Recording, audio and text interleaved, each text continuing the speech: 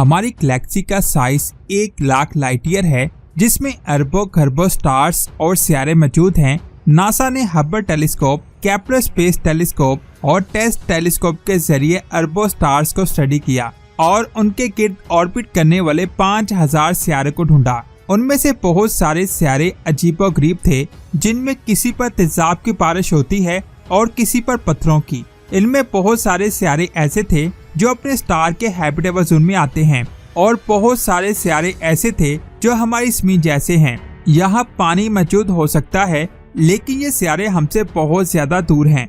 दूर होने की वजह से हम उनको अच्छी तरह से स्टडी नहीं कर पाते। लेकिन जेम्स स्पेस टेलीस्कोप अब तक का सबसे एडवांस टेलीस्कोप है, जिसके कई पार्ट्स मुख्तलिफ चीजों को देखने के लिए बनाए गए हैं, जिनमें एक पार्ट है ल्यूवर, जिसका सिर्फ और सिर्फ एक काम है हमारी ज़मीन जैसे सितारों पर एलियंस लाइफ को ढूंढना। इसने अब तक क्या ढूंढा और ये आगे क्या करेगा, ये अमेजिंग इन्फॉर्मेशन आप जानोगे आज के इस वीडियो में, तो पूरी वीडियो वॉच कीजिएगा। और आप देख रहे हैं स्पेस वर्ल्ड। दोस्तों, इन 5000 सितारों में कोई सितारा ठंडा है, कोई बहुत गर्म है, कुछ सितारे ठंडे भी हैं और कई सितारे गर्म भी हैं। किसी सितारे पर तेजाब की बारिश होती है, किसी सितारे पर बर्फ ही बर्फ है और किसी सितारे पर पानी है, और यहाँ तक कि किसी सितारे पर पत्थरों की बारिश होती है।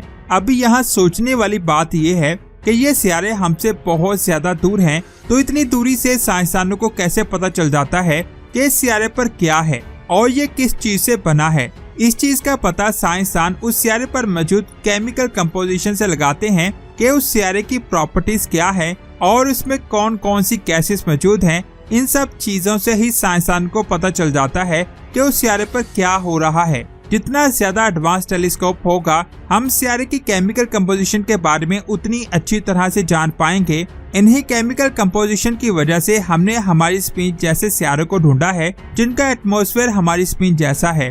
क्योंकि साइंसदान सबसे पहले उस सितारे के एटमॉस्फेयर को स्टडी करते हैं और ये जानने की कोशिश करते हैं कि इसकी केमिकल कंपोजिशन हमारी ज़मीन जैसी है या नहीं।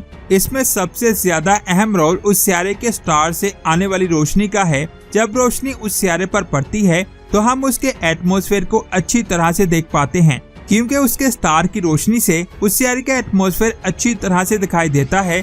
लेकिन हमारे पास इतने एडवांस टेलीस्कोप नहीं थे जिससे हम उस सितारे की केमिकल कंपोजिशन को स्टडी करके ये पता लगा पाए कि उस सितारे के अंदर क्या है।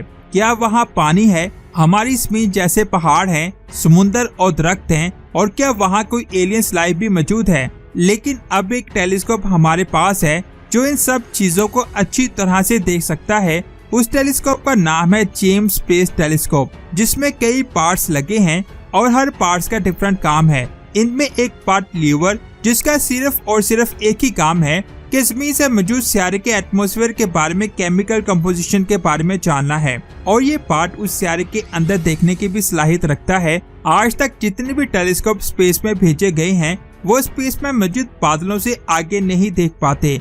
अगर किसी सितारे का एटमॉस्फेयर डेंस होता तो वो उसके अंदर नहीं देख पाते, क्योंकि लाइट उन बादलों से आगे नहीं जा पाती। लेकिन जेम्स स्पेस टेलीस्कोप का ये पार्ट इंफ्रारेड लाइट को देखने की सलाहियत रखता है, यानी ये बादलों से आगे देख सकता है। सबसे पहले ये पता लगाएगा कि ये सितारा अपने स्टार के हैबिटेबल जोन में मौजूद है या नहीं। उसके बाद जब सूरज की रोशनी उस स्टार पर पड़ेगी तो उसका एटमॉस्फेयर बिल्कुल साफ दिखाई देगा। सूरज की रोशनी की मदद से ये टेलीस्कोप ये जान पाएगा कि उस सितारे का एटमॉस्फेयर कितना मोटा है, क्योंकि किसी भी सितारे का एटमॉस्फेयर जितना ज्यादा मोटा होगा, उसके अंदर लाइफ के चांसेस उतने ज्यादा होंगे।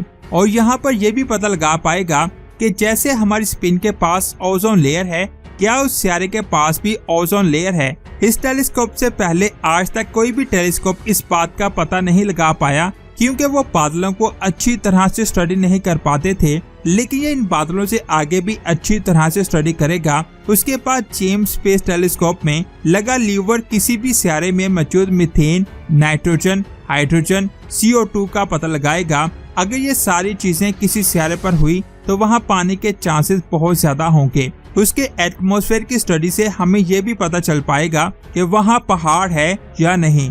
अगर ये सारी चीजें किसी सितारे पर मौजूद हैं तो ल्यूवर उस सितारे पर नजर रखेगा कि क्या वहाँ लाइफ मौजूद है या नहीं। अगर हमारी स्पिन को देखें तो यहाँ बहुत सारी एक्टिविटी होती रहती है, जैसे हमारी स्क्रीन के गिर्द हजारों की तादाद में सैटेलाइट्स घूमते रहते हैं और फिर बहुत सारे स्पेसक्राफ्ट स्पेस में जाते हैं।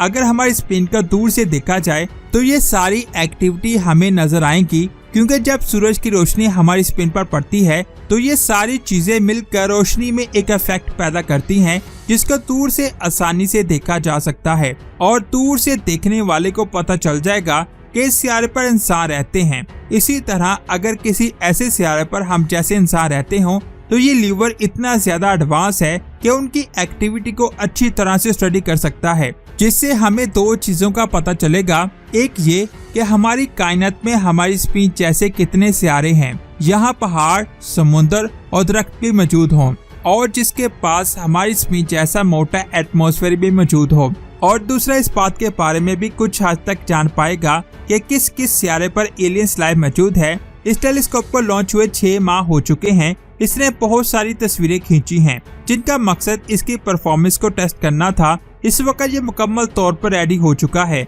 और इसे नासा ने एक और तस्वीर खींची है, जो इसकी पहली रंगीन तस्वीर होगी, जिसे नासा 12 जुलाई को लॉन्च करने जा रही है। कहा जा रहा है कि इस तस्वीर को इसी पार्ट से खींचा गया है जिसका नाम ल्यूवर है, और ये तस्वीर प्रोक्सिमा सेंटोरी बी या ट्रैपीज स्टार सिस्टम की हो सकती है।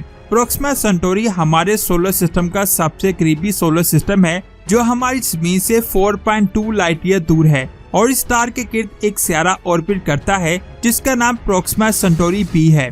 कहा जाता है ये सियारा भी हमारी जमीन जैसा है। अगर वो तस्वीर इस सियारे की हुई तो हमें पता चल जाएगा कि क्या सच में ये सियारा हमारी जमीन जैसा है या नहीं, क्योंकि ये सियारा हमारी जमीन की तरह अपने स्टार के हैबिटेबल जोन में आता है और ये अपने स्टार से उतनी ही रोशनी रिसीव करता है जितनी रोशनी जमीन सूरज से करती है। इसके अलावा ये भी कहा जा रहा है कि वो तस्वीर ट्रैपीज स्टार सिस्टम में मौजूद 3 रोकी सियारे की हो सकती है। ये बात आप जान लें, ट्रैपीज स्टार सिस्टम में 7 रोकी सियारे हैं, जिनमें 3 सियारे अपने स्टार के हैबिटेबल जोन में आते हैं। साइंसदानों की एक स्टडी के मुताबिक यहाँ पानी के बहुत बड़े बड़े समुद्र मौजूद हैं और यहाँ पर ऐसा एटमॉस्फेयर मौजूद है जिसमें बारिश होती है, और 12 जुलाई को रिलीज होने वाली तस्वीर इन सियारों की हो सकती है। ल्यूवर उस सवाल का जवाब ढूंढ निकालेगा कि क्या हमारी कायनात में हम अकेले हैं या हमारी जमीन जैसे इंसान भी किसी सियारे पर रहते हैं। बहुत जल्द इसका जवाब हमें मिलने वाला है। आपको क्या लगता है, ये टेलीस्कोप हमारी कायनात में क्या कुछ ढूंढ निकालेगा? नीचे कमेंट्स करके जरूर बताएं। वीडियो अच्छी लगी तो लाइक करने के साथ साथ इसे आगे भी शेयर करें। मिलते हैं एक और अमेजिंग वीडियो में। अपना बहुत सारा ख्याल रखें। अल्लाह हाफिज।